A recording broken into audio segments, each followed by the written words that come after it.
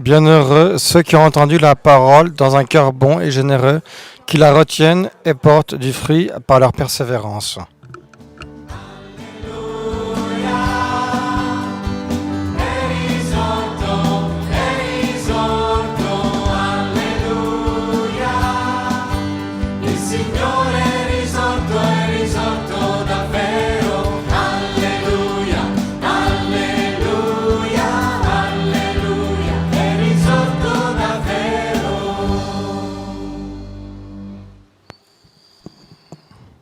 Le Seigneur soit avec vous et avec votre esprit. Évangile de Jésus-Christ selon saint Luc. En ce temps-là, Jésus entra dans un village. Une femme nommée Marthe le reçut. Elle avait une sœur appelée Marie, qui s'étant assise aux pieds du Seigneur, écoutait sa parole. Quant à Marthe, elle était accaparée par les multiples occupations du service. Elle intervint et dit : « Seigneur, cela ne te fait rien que ma sœur m'ait laissé faire seule le service ? Dis-lui donc de m'aider. » Le Seigneur lui répondit : « Marthe, Marthe, tu te donnes du souci et tu t'agites pour bien des choses. Une seule est nécessaire. Marie a choisi la meilleure part. Elle ne le sera pas enlevée. » Acclamons la parole de Dieu. Louange à toi, Seigneur Jésus. Una luce dal sepolcro, lui non è qui. Alleluia. È risorto, alleluia. Il Signore è risorto davvero. Alleluia, alleluia, alleluia. È risorto davvero.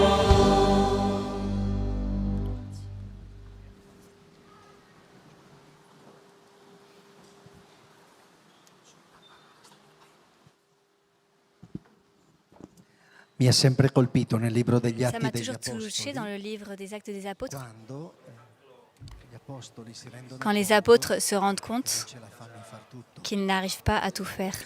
e nascono così i diaconi. Et comme ça, c'est comme ça que naissent les diacres. Vengono coinvolti Ils sont impliqués, che già des hommes nelle prime qui déjà, dans les premières communautés chrétiennes, au début, erano fedeli al Signore, étaient fidèles au Seigneur. fedeli alla carità, Ils étaient fidèles à la charité, erano fedeli a Dio. ils étaient fidèles à Dieu. La vita, La vie, loro vita parla leur vie parlait di qualcosa de quelque chose, ou mieux de quelqu'un en qui ils croyaient e che testimoniavano. et qui témoignait, qu'ils témoignaient. Vengono scelti soprattutto Et ils sont choisis surtout dans le livre des Actes des Apôtres per il servizio alle mense. pour le service des tables. Vengono scelti perché Ils sont choisis parce que, manchi la carità pour que ne manque pas la charité alle persone bisognose, aux personnes dans le besoin, che à ceux qui se tournaient vers l'Église d'hier et à celle d'aujourd'hui delle necessità. avec des nécessités. Ma poco dopo un Mais peu de temps après, un d'eux, Étienne, diacono, diacre primo martire, et premier martyr,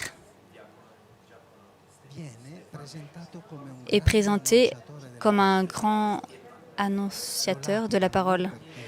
Il le lapide non parce que il pane ai poveri, il porte le pain aux pauvres, che mais parce que sapienza di il parle avec la sagesse de Dieu. c'è nella parola che Il y a dans la parole qu'il annonce quelque chose de tellement lumineux per chi è nelle tenebre que pour qui est dans les ténèbres, ça devient embêtant. lo fanno fuori. Et ils le mettent dehors, ils veulent le lapider.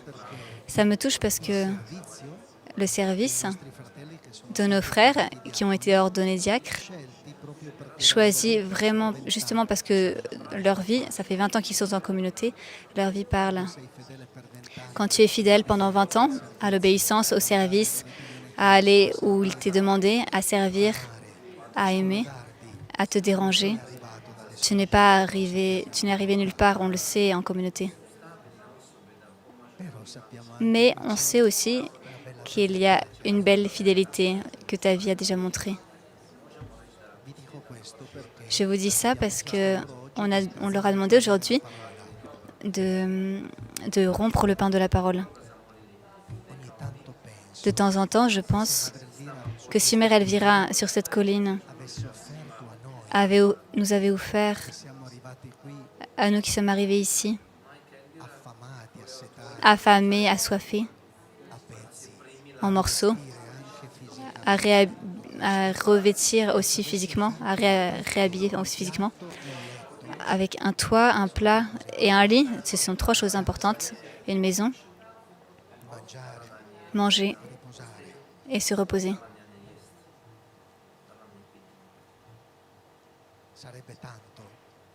Ça serait beaucoup, mais ça serait aussi peu. De temps en temps, me vient dans le cœur justement de bénir Dieu parce que la mère a pensé ou a accueilli par des premiers garçons qui étaient entrés et qui avaient certainement besoin d'un lit, d'un plat, d'un toit, mais ils avaient aussi besoin d'un sens nouveau dans la vie. Ils avaient besoin de savoir d'où ils viennent et où ils vont. Ils avaient besoin de confier à quelqu'un les fardeaux, les douleurs, les blessures de leur passé, de leur histoire. Ils avaient besoin de se sentir pardonnés et de pardonner. Ils avaient besoin de rencontrer l'amour de Dieu. Non pas seulement de la dignité humaine importante, mais de la dignité de se découvrir fils de Dieu. Et alors, dans le service que la communauté offre aux personnes qui entrent, en morceaux, même physiquement, mais beaucoup plus en morceaux spirituellement, beaucoup plus en morceaux à l'intérieur qu'à l'extérieur. Quel don! Que dans le service que nous offrons, il y a cette dimension spirituelle de la vie, qu'il y a besoin du pain vivant descendu du ciel, de la parole, qui illumine, guérit et sauve. Alors, Slaven et Hubert, certainement, ont appris en ces années à plier le dos et à se retrousser les manches. Mais ils l'ont déjà fait aussi, de partager la parole du Seigneur. Mais à partir de maintenant, enfin depuis hier, ils ont reçu une grâce particulière où le service auquel ils sont appelés, et après ils seront appelés pleinement dans la vie sacerdotale, n'est pas seulement faire des choses pour les autres, mais être instrument pour que les autres puissent rencontrer l'amour de Dieu. L'amour qui sauve, qui guérit, qui libère, qui ressaigne. Alors nous sommes heureux de pouvoir vous écouter quand nous partagerez la parole de Dieu.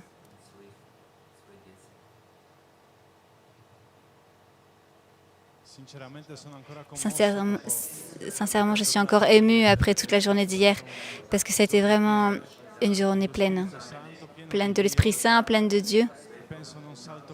Et je pense, pas seulement pour moi, mais pour l'ordination, comme hier l'a dit, comme je l'ai dit hier, je l'attendais et j'espérais que le Seigneur vraiment prépare ma vie pour ce moment.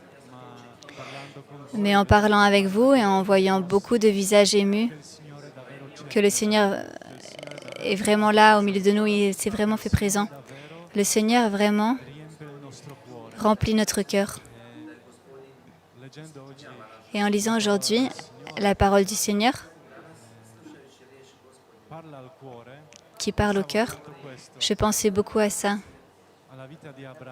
à la vie d'Abraham, d'un qui est parti de sa terre, d'un qui est resté sans sa propre terre, où le Seigneur lui a demandé, lui a dit « tu pars, tu vas ». Et lui, il ne savait pas où il allait, pourquoi. Il avait seulement une certitude, il partait parce que le Seigneur lui a demandé, parce que j'ai entendu cet appel à l'intérieur de ma vie de partir. Et il se trouve un moment très difficile dans la vie, sous l'ombre du chêne de Mambré, dans le moment le plus chaud de la vie, dans le moment le plus chaud du jour. Nous, en ces jours, on peut sentir aujourd'hui un petit peu moins, mais hier, il faisait chaud. Avant-hier aussi, il faisait chaud, on le sentait. Moi, je suis à peine retournée des Philippines et je peux dire que j'ai expérimenté aussi la chaleur. quand tu es assis devant la maison à midi après le déjeuner et tu n'as plus envie de rien faire. Quand tu ne vois pas l'heure que le soleil descende, que tu puisses te rafraîchir, que quelque chose change parce qu'il fait chaud. Tu n'as même pas envie de parler, tu n'as même pas envie de rencontrer quelqu'un. Tu n'as même pas envie, comment dire, il y a un vide.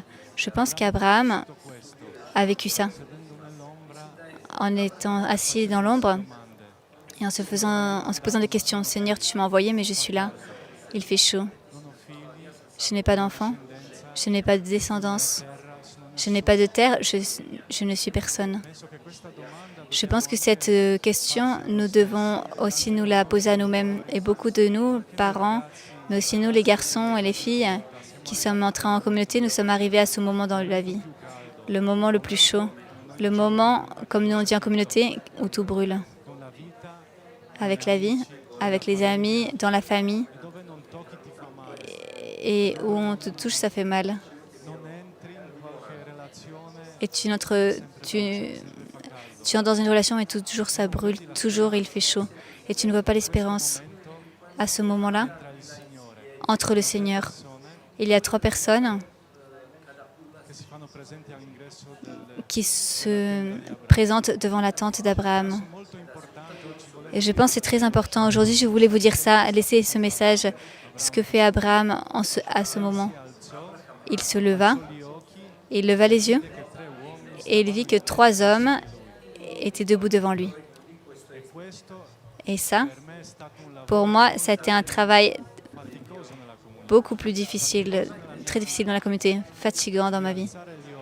De lever les yeux, de me lever de mon péché, de commencer finalement à regarder en haut. Comme hier, à un moment, quand j'étais encore en bas avec mes parents, il y avait des moments où je regardais en haut. Et en haut, j'ai vu Jésus crucifié. Comme avant aussi dans la chapelle, notre petite chapelle de la maison mère. J'ai vu un homme qui est Dieu, qui a tout donné pour moi, qui a donné la vie pour moi, sa vie pour moi, qui m'aime tellement qu'il a tout donné pour moi. Et il m'a appelé à tout donner. Et là naît l'espérance. Et là, il ne fait plus chaud. La fête commence.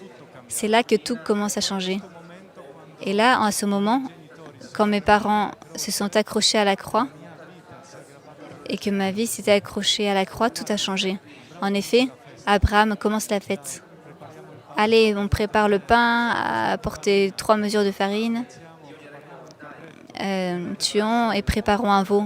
Et il en met beaucoup dans le travail. Pas seulement lui, il va faire, mais il demande à ses serviteurs et il demande à sa femme. Et la vie commence. Et ça, c'est la vraie fête. Parce que à ce moment, qui semblait un moment désespéré, chaud, un moment obscur, le Seigneur est entré là. Le Seigneur s'est fait présent. Le Seigneur a changé la vie. Et à moi, et il a tout mis en mouvement.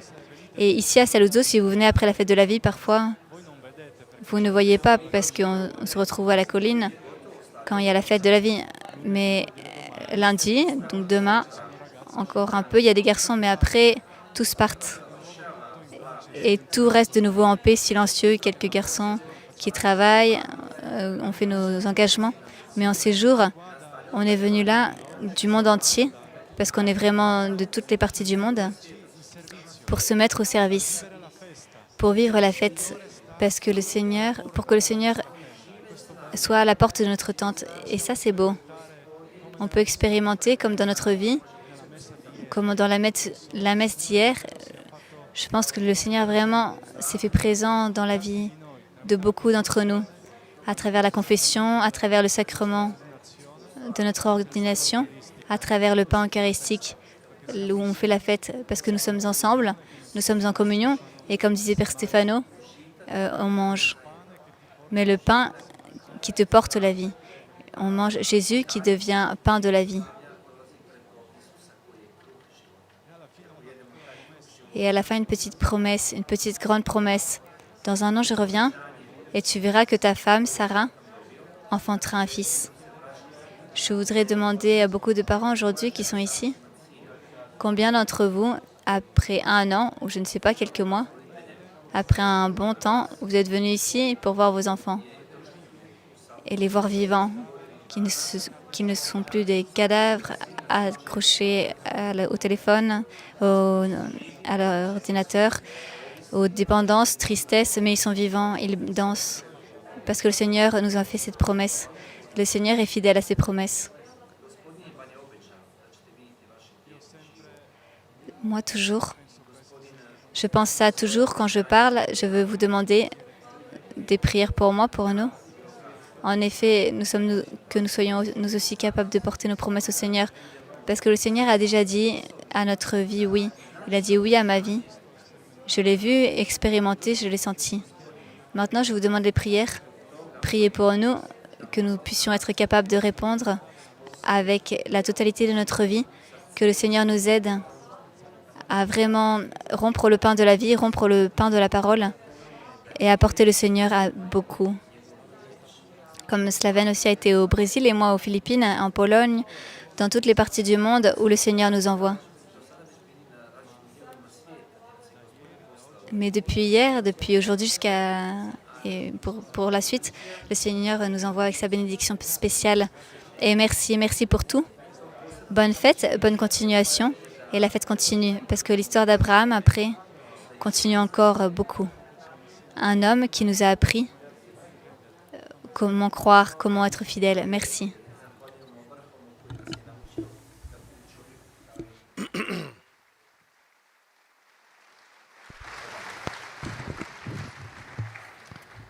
Allora, dopo Après la prima lettura, questa la première lecture, cette hospitalité et capacité d'Abraham d'ouvrir le cœur et de voir le passage de Dieu. invece nel Vangelo Dans l'Évangile, en revanche, sorelle nous avons 2 sœurs che vivono le cose diverse. Marta qui vivent de manière différente, Marthe et Marie. questi giorni Ces jours-ci, en passant le cose, et en vivant les choses, je me demandais, anche ringraziavo nel cuore tanto i ragazzi che je remerciais les garçons qui font un service. J'ai vu tout le monde se donner, courir, en commençant par le cœur.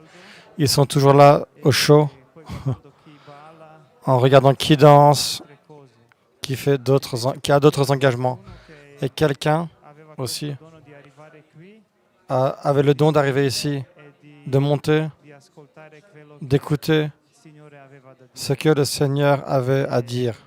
Sono due cose proprio della vita che sono Ce sont importanti. 2 choses importantes de la vie. Per me, Cependant, pour moi, il momento più importante le moment le plus del mio important cammino, dans mon il cheminement, momento più importante e cruciale le- di ogni giorno è proprio quello silenzio, le moment le plus important, c'est le silence, meditazione, la contemplation, la méditation lorsque le Seigneur parle. Hier, durant l'adoration, portando le l'après-midi, en portant les cierges, durant l'adoration eucharistique, j'ai vu comment Jésus passe, touche, guérit, transforme les cœurs. C'était touchant vraiment de voir beaucoup d'entre vous ont répondu. Voir les larmes, les sourires, voir quelqu'un qui attendait une réponse du Seigneur, quelqu'un qui, on voyait qu'il y avait une question, un doute, un problème. Et le Seigneur, lorsqu'il passe, lorsqu'il s'arrête dans le sacrement de l'Eucharistie, vraiment, cette personne sent qu'il y a ce passage du Seigneur. Ça m'a touché vraiment. Alors, Marthe, en revanche, était préoccupée de faire beaucoup de choses. Marie, assise au pied du Seigneur, écoutait. Cette fête qui est pour nous,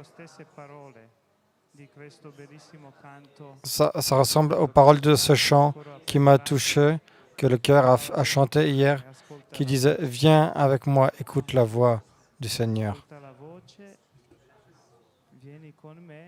Viens avec moi, tu es important. Ora, quanto più importante Alors, nella vita combien est le plus important dans la vie di noi de chacun d'entre nous per aprire de savoir ouvrir le cœur à la parole de Dieu, per aprire il cuore savoir ouvrir le cœur voleva dire à ce que Dieu voulait nous dire, comme Abraham, vedere anche passaggio voir nel volto le degli passage de Dieu dans le visage des autres, altri. Dio voir nel volto di passer le Seigneur ragazzi, dans le visage des garçons, des filles, des parents, des familles, des malades, des amis, des pauvres, ceux qui sont à la recherche.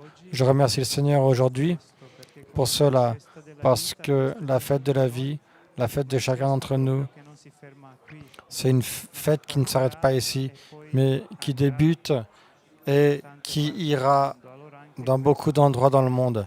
Cela aussi, germoglio porterà tanti frutti. cette graine portera beaucoup de fruits. Merci à vous tous Grazie a tutti voi e pregate per noi. et priez pour nous. Merci.